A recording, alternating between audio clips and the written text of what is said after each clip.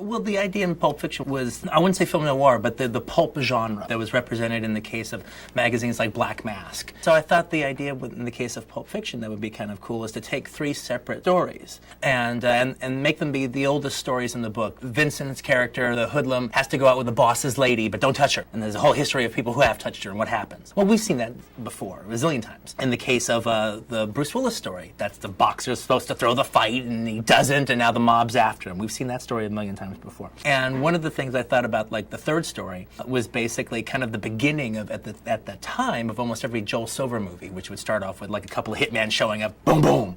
All right, you want to witness something? Witness this.